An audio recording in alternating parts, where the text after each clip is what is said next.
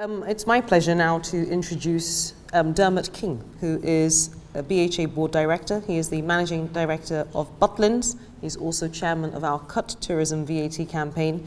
And I'm sure he will build on 2 points that I particularly underlined from Sir Howard: a deliberate, diversified economic base, longevity of purpose, and strategy as an application. So ladies and gentlemen, please welcome Dermot King. Thank you, Dermot.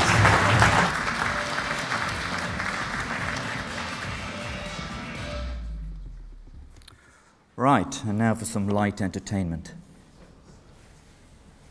We're going to talk about the economy and some things that have happened in the last few days that might give us an interesting view of what's going to happen next. I'm not an economist myself, I'm an accountant. The difference between an accountant and an economist is that an accountant works out what to do, and the economist comes along later on and explains why that wasn't a good idea. I start my story, however, and I am chairman of the Cut Tourism VAT campaign, and by the way, I think we've now been presented with one of the best opportunities we have to convince government that supporting our industry through a reduction of VAT is actually a good idea to do. But you may be aware, and a recent book has just come out on the issue, but you may be aware that in 1720, in order, interesting how some problems that never go away, in order to solve the problem of the size of national debt, the government came up with a rather clever scheme, which was to give a monopoly license to a company called the South Sea Company. And it was an interesting scheme in that they decided that they could set the business up, give it a license to trade in South America and sell shares in the company, which they duly did, and demand for those shares was so great that it was oversubscribed and the value of those shares went up and up and up, and people fell over themselves to get on the bandwagon. Now, the only problem with this problem was that Britain happened to be at war with Spain at the time, and Spain controlled most of South America, and the chances of any trade happening in South America was slim indeed.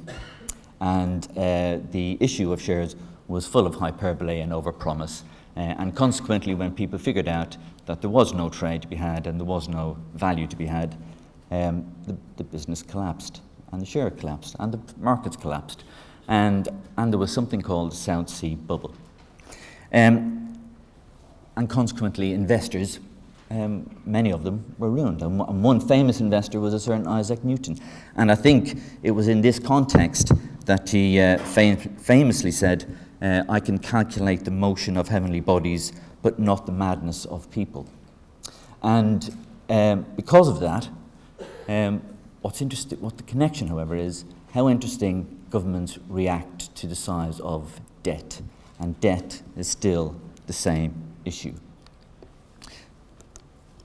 And no, this isn't a sporting an analogy of the European referendum last week.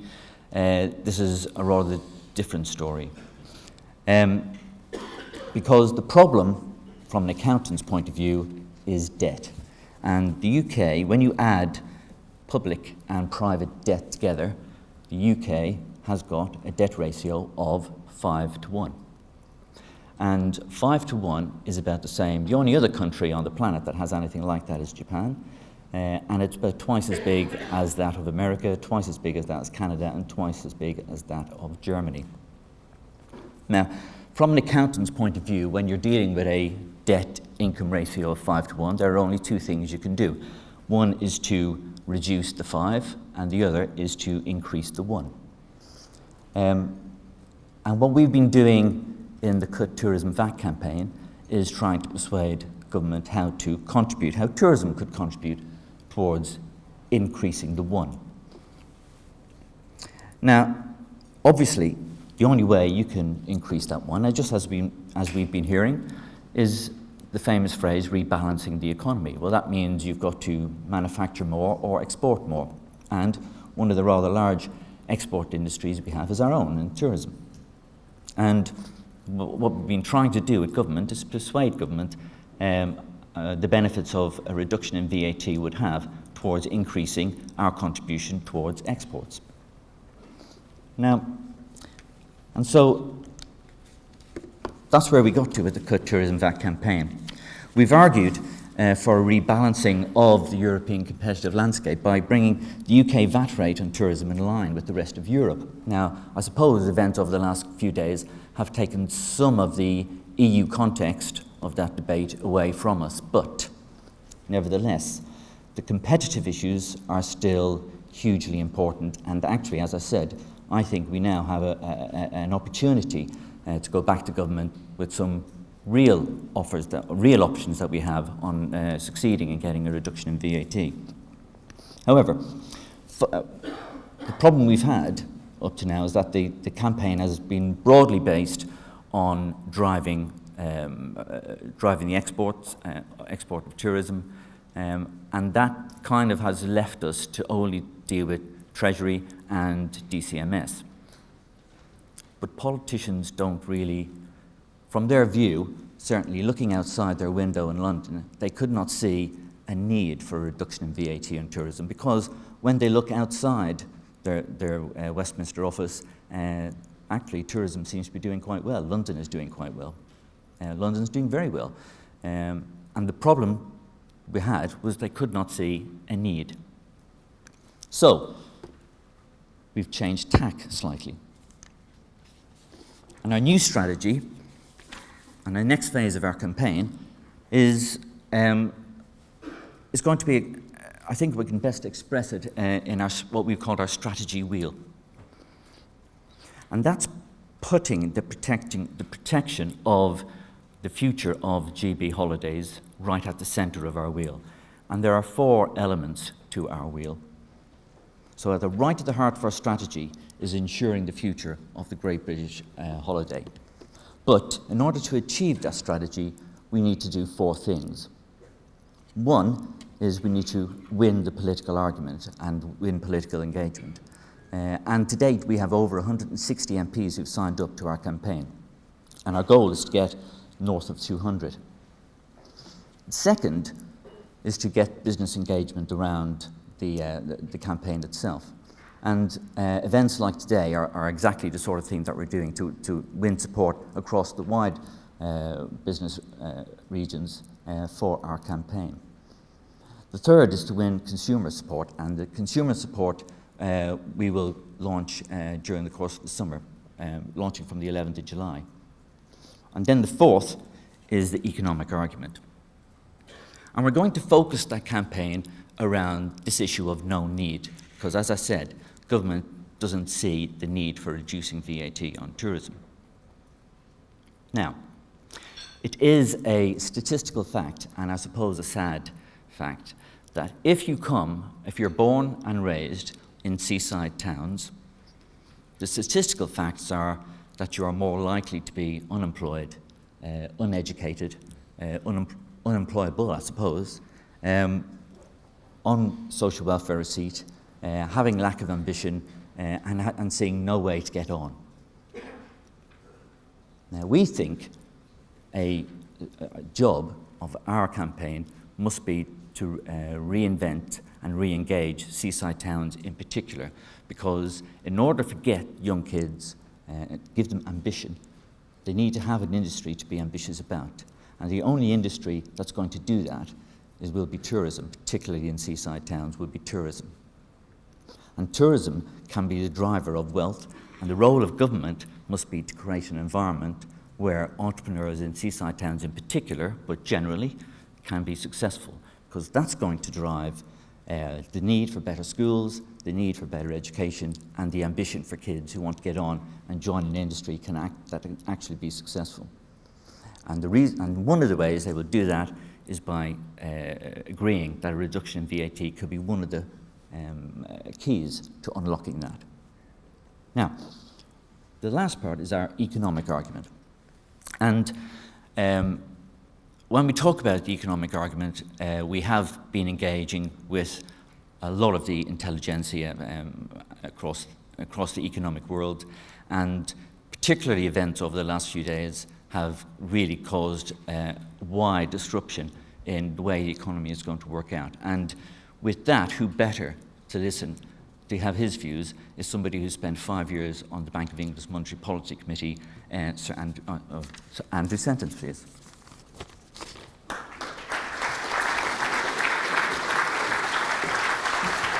Okay.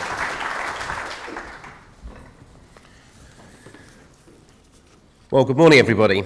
I think there's a Chinese proverb that says, "May you live in interesting times," and we're certainly in an interesting time at the moment.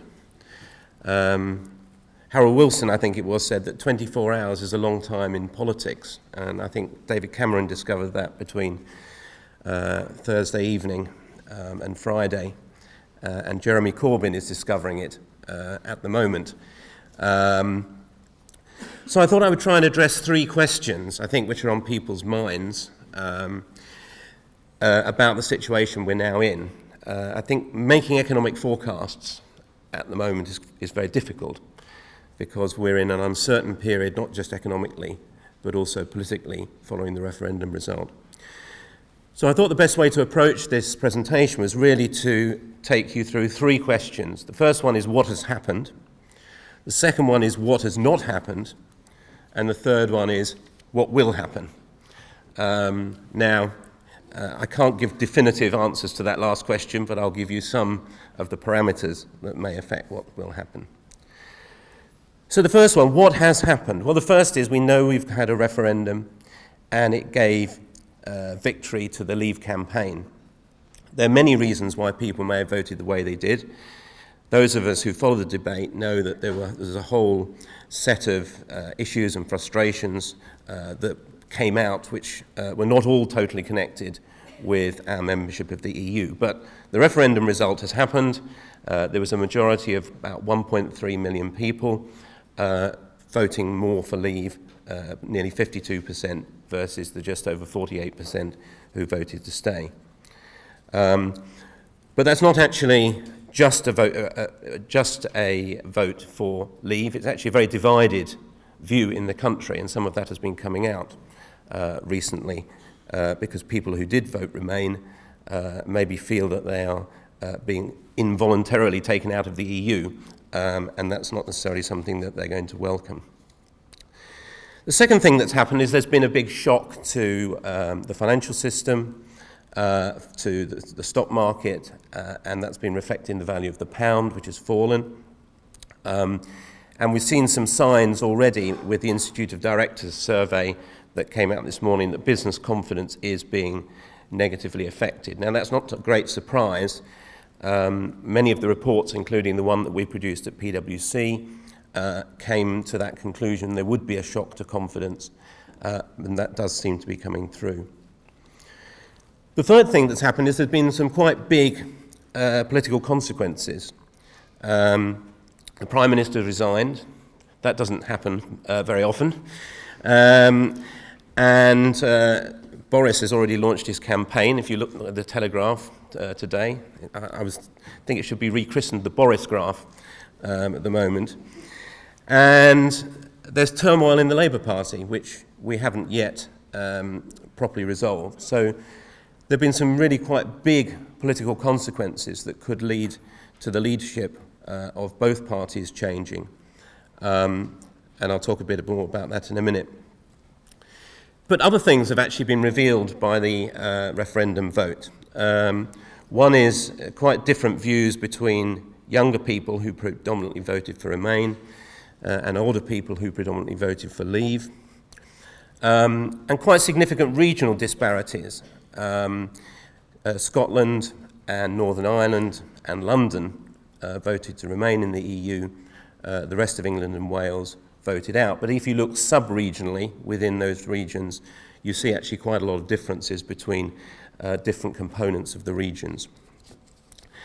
Now, that situation in Scotland and Northern Ireland is not just a fact of observation, it's a fact that may have some bearing on what happens next. Because Scotland has said that it doesn't want to be taken involuntarily out of the EU. Nicola Sturgeon said yesterday that she would possibly block Brexit through the Scottish Parliament, or she would like to see another referendum. Sinn Féin has argued in Ireland that the Northern Ireland decision raises the prospect again of a united Ireland, or at least a referendum of some sort in Northern Ireland. So those regional differences, or national differences you might call them, have actually raised the prospect of big constitutional issues coming back onto the agenda. And then the fifth thing I think that I can observe about what's happened is there's been, I would think, a fairly adverse reaction from our European neighbours, varying degrees of acceptance. But I think many of the comments that have been seen have a bit of the tone, well, if you're going to get out, get on with it. That's been some of the tone of the comments. There have been varying degrees of tone. And I can't think that we've really actually done much positive over the last 72 hours or so in terms of the standing of the UK with our European neighbours. So those are the main things that happened. And as I say, that's all happened in the space of the time between Friday morning and now, so a space of just over 3 days. It's important, however, to recognise the things that have not happened. Parliament has not yet met to discuss the results of this referendum. Now, we live in a parliamentary democracy where Parliament takes key decisions. Parliament would have to implement Brexit. I think Parliament would have to agree to trigger the process. Parliament will meet this afternoon for the first time to hear a statement from David Cameron on this topic.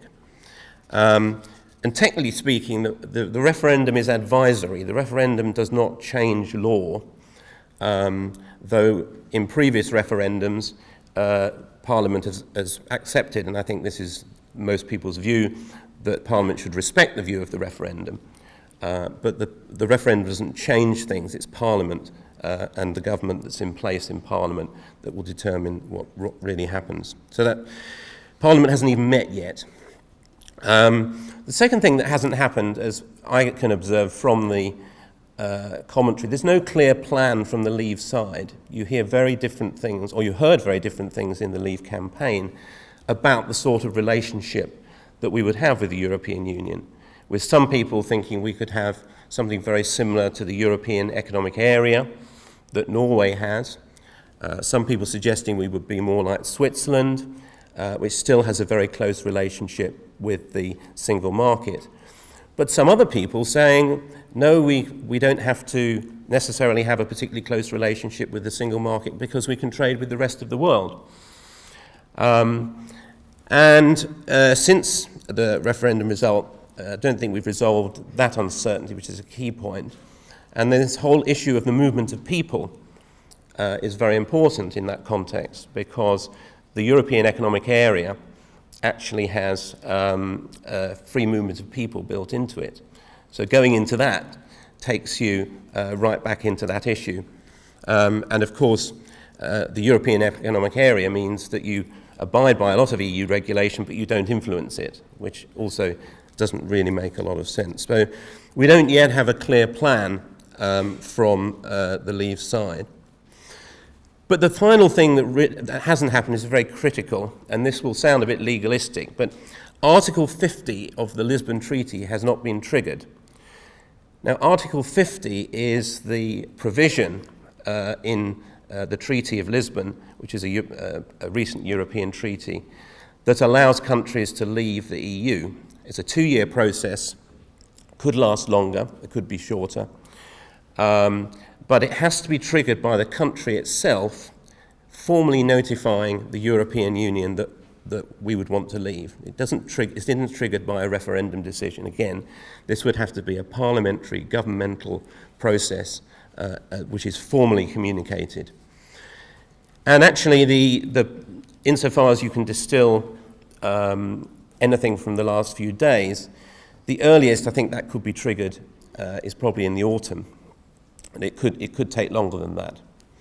And so in that intervening period, there's quite a lot that could happen politically and economically. We will see the economic consequences of the decision, the uncertainty, potential disruption to trade and investment. We'll see political consequences flowing out as well. So perhaps you'll say, those of you who've been following the press, okay, I can understand some things have happened, some things have not happened. What will happen? Here I have to get my crystal ball out. And it's very murky, I have to say, because we're not just in an uncertain economic climate now, we're in an uncertain political climate. The Prime Minister of the leader of the governing party has said he's going to stand down. And has intimated that he thinks it's better for the new leader and the new government to actually take forward the discussions on Brexit. We've seen upheaval in the leadership of the Labour Party. And that is significant because the government has a very slim majority, only 12 from coming out of the general election, which means the government is very vulnerable to defections, people who don't like the new leader of the Conservative Party, or there might be significant divisions in the Conservative Party originating from this vote. After all, about half of the Conservative MPs stated they preferred Remain, and about half of them wanted to leave. So that's quite a big division of view in the current climate. We can't rule out further developments. What's going to happen in Scotland and Northern Ireland? How is that going to affect things? Could we end up with a general election possibly in the autumn? I'm not saying these things will happen, but there are further consequences that may well flow through. And I think in some way the political uncertainty needs to be properly resolved, and Parliament needs to have found a way forward before we move forward and trigger Article 50.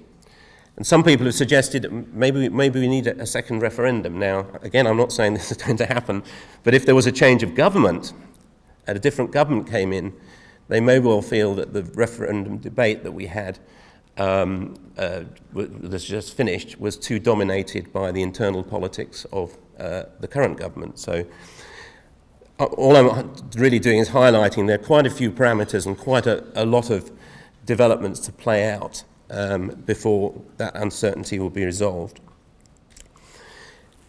I can say I think that the economy is likely to be weaker now than we had thought if there was going to be a Remain vote.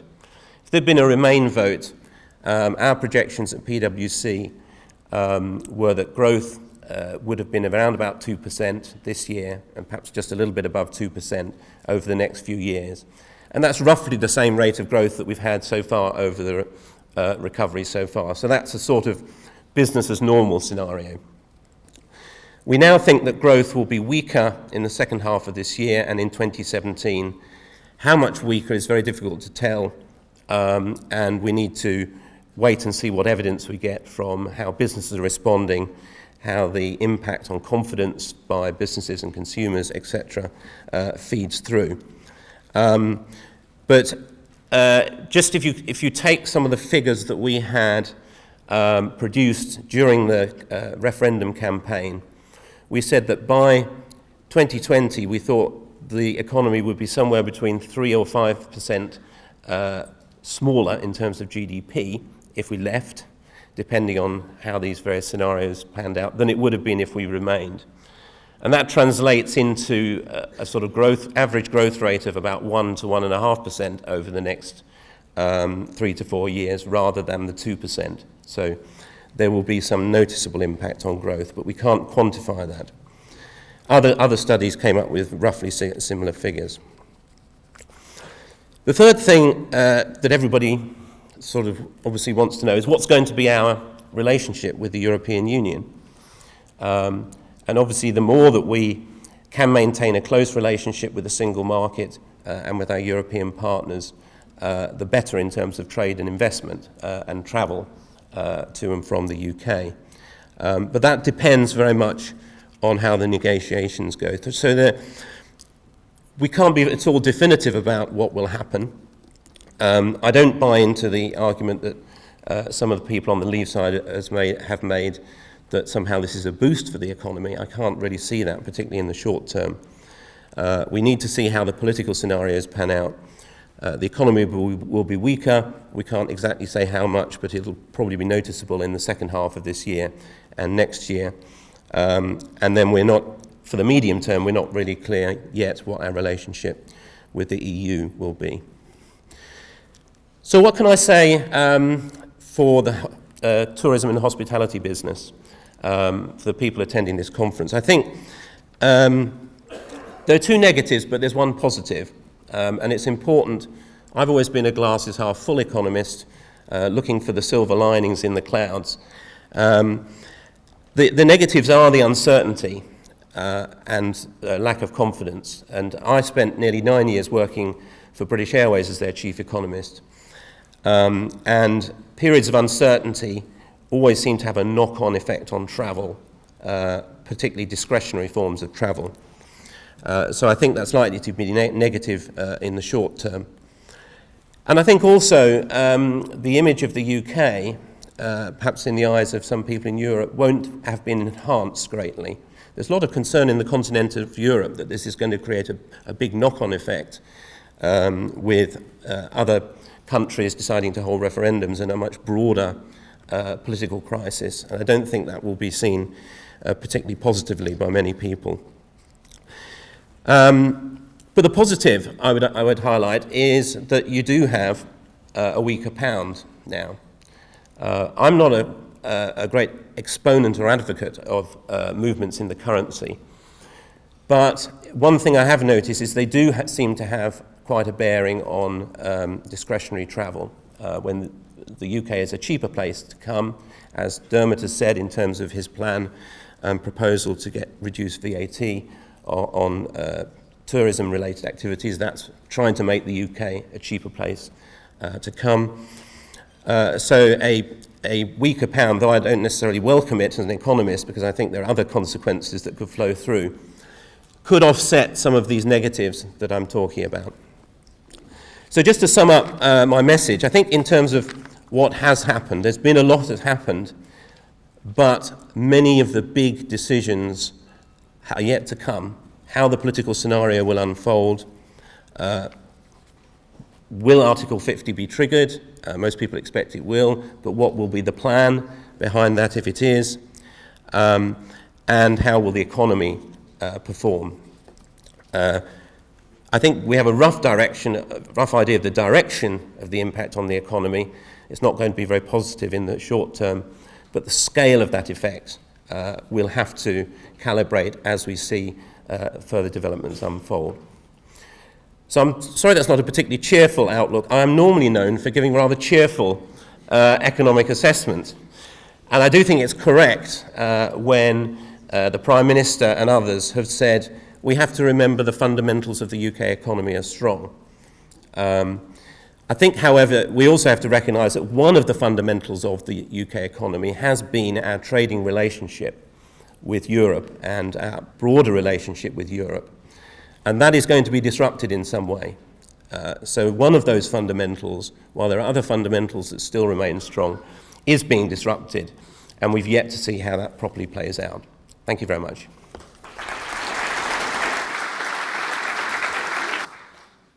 Now, I don't know how we're doing for time, but I'll leave that to others.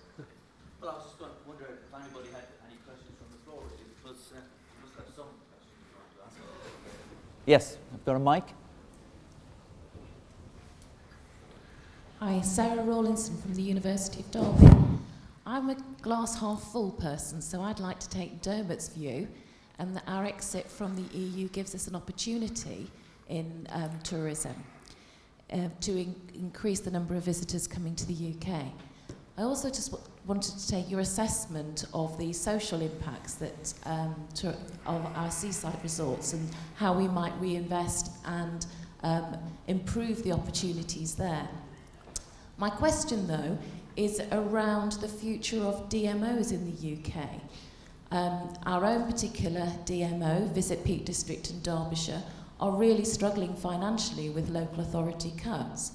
And I'm wondering, you know, if we are going to take advantage of our exit and promote the Great British Holiday, how can we help support our DMOs going forward, and is there a role for the BHA in that? Well, I don't know whether, is that question more for Dermot or for me? I think probably for Dermot, and Okay. perhaps Chris Rodriguez, who are our previous speaker. Yeah. What I would say is this. As I said earlier, the role of government has got to be to create an environment where the tourist industry can become more successful than it currently is. And we do believe we have the talent, we do believe we have the offers, we do believe we have the people who can actually take advantage of the environment that government could create. And that just, although we have focused a strand of our campaign on that seaside issue, because that's a specific issue around seaside towns, that generally you see that feeling of low ambition, extreme politics even, if you want to put it that way, and you see that playing out all around seaside towns, and to a certain extent market towns as well, and that's probably where you come in, and we see that if part of the job of government was to make those towns more affluent by making their industries more successful, then that would feed all the way through the rest of the tourist industry, and including DMOs, I imagine, as well. Can I just make one comment about your initial point about you being more optimistic? And I would encourage people to be optimistic. I'm just trying to be realistic about some of the short-term impacts. But even on the short-term point, I think it's very important for businesses to recognise that the world goes on. Operationally, everything continues. We haven't, as I say, we haven't left the European Union yet. We're still part of the European Union. Everything that flows from that is still in place. That will not change until we get this process, or even be discussed how it would change, until this process of Article 50 kicks in, probably later this year. Okay, I have a very quick question over here. My name's Mary Gostelow. Supposing George Osborne were to resign, now he hasn't, but supposing he were to resign, what would your first action be? What would my first action be? I think... And supposing they put you in, Oh, I see. Right, okay. That's that bit you didn't mention. That I'm the Chancellor in the new government. Well, there are many things I think that the government is doing that I'd want to continue doing. I've contributed to some of the discussions of Dermot's proposals. One of the things that I'm quite keen that a future Chancellor does is a total overhaul of the VAT system, including looking at the issues that Dermot's raised in terms of tourism. If I was the Chancellor, the big theme that I would have, and I think this is relevant in a Brexit world or in a continuing in the EU world, is reform of the tax system. So many areas of the tax system are anomalous. Dermot raised the problems of people who are not got very good prospects in seaside towns. Anybody who's earning enough money to pay income tax is actually not paying income tax just at 20%. Their employer is paying national insurance, and they're paying national insurance. The combined tax rate is 45.8% on every incremental pound that's earned. That seems crazy, that to have such a high tax rate effectively on low-earning people. So there are many issues in that. I would try and be the next tax reforming Chancellor, look at the VAT system, look at tax and national insurance, and try and come up with a simpler and fairer and more business-friendly tax system. It wouldn't just be my first action, it would take about 5 years to achieve. So I'd need to be in office for quite a while. Yes, sorry, got a question? Ian Taylor, Travel Weekly. You talked about the uncertainty regarding the leadership of the Tories, the leadership of Labour. What about the uncertainty about the reaction in the EU? You said there's a feeling, if you're going to go, just go. but Merkel and Donald Tusk have been more cautious. Tusk talked before the referendum vote about it taking 7 years, so I wonder what you have to say about that. And secondly, just very quickly, in a league table of crises in Europe over recent decades, you know, the collapse of the Berlin Wall, the pound coming out of the ERM, the 2008 financial crisis and so on, where does this sit by size of crisis? I just don't think we can answer that question at the moment. It very much depends on how it pans out. If the political uncertainty is resolved quickly, if we end up negotiating something that keeps a very close relationship with the single market and still deals with some of the issues that have prompted this this referendum, I think we can limit the short-term cost, and there may then be positive opportunities for the UK. I think in terms of the attitude of other Europeans, you're right, there's a spectrum of views. But again, I mentioned Parliament hadn't met. The next major meeting of the European Council is this week. And I think we just have to wait and see developments. I think there's a mixture, a mixture of understanding and acknowledgement that the UK needs to be part of the European economy and part of its trading relationships. But I think there is some concern about some of the political knock-on effects in some other countries and how they will play out. And you've seen that particularly from France, for example. So France has made rather more aggressive comments than those that you mentioned from Tusk and Merkel. I think we might have time for one more question, perhaps. Yes, hi. Oh. Bearing in mind the distraction and uncertainty that we're going through at the moment, what's your personal view, short to medium term, on interest rates? Well, I don't think I've actually argued for some time that interest rates should be gradually rising. I think in the current climate that's clearly not on the cards, and it wouldn't be a sensible thing to do. But if I was on the Monetary Policy Committee, I wouldn't be pushing down interest rates either, because I think it's not clear that that would really do very much for the current situation. And there are countervailing arguments, because we've seen the pound weakening, so pushing down interest rates could cause the pound to weaken further and create more imported inflation and aggravate that. It would also, to my mind, take the UK closer to this idea of negative interest rates, which I think is a wholly bad idea. And I don't think we've yet seen properly the consequences of these negative interest rates, which I think are not necessarily good for the economies where they're being implemented. So I would want to keep interest rates where they are now, have as much stability as we can from the Bank of England, not overreacting. But I recognise, and I think it's correct, that in this period of economic and political uncertainty, it's not going to be the time to start raising interest rates. I think we have one last question. Yes, just. Yeah.